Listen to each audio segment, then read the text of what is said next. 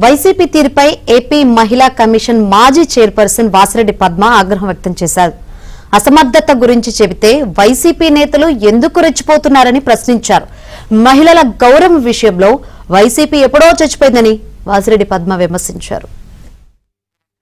మీ చేతగానితనాన్ని ప్రశ్నించినందుకు రాజధాని మీద జగన్మోహన్ రెడ్డి గారు ఏది పలకమంటే అది పలుకుతున్నారు అనేటటువంటి ఒక పోలికని తీసుకొస్తేనే పరోక్షంగా మీ కుటుంబ సభ్యులని మహిళల్ని అన్నారనేటటువంటిది మీరు రోడ్డు మీద పడుతున్నారే. అసెంబ్లీలో, ప్రజాస్వామ్యంలో అసెంబ్లీ అంటే దేవాలయం లాంటిదే కదా. అసెంబ్లీలో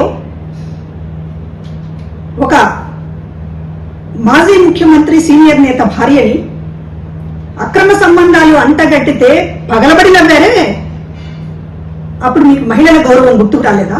ఒక దద్దమ్మ నాయకులుగా మీరందరూ మిగిలిపోయి కనీసం రాజధాని మీద ఒక సమావేశం ఏర్పాటు చేయండి మహాప్రభువు అని మీ జగన్మోహన్ రెడ్డి గారిని అడగలేనటువంటి చవటలు మీరు ఈరోజు మహిళల మీద మాట్లాడుతున్నారు.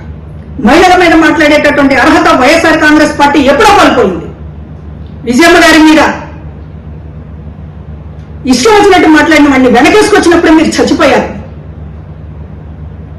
మీ చెల్లి షర్మిలని నడి రోడ్డు మీద నిలబెట్టినప్పుడే మీరు చచ్చిపోయారు. మీరు మహిళల గురించి మాట్లాడితే మహిళలకే సిగ్గుపడాల్సి వస్తుంది.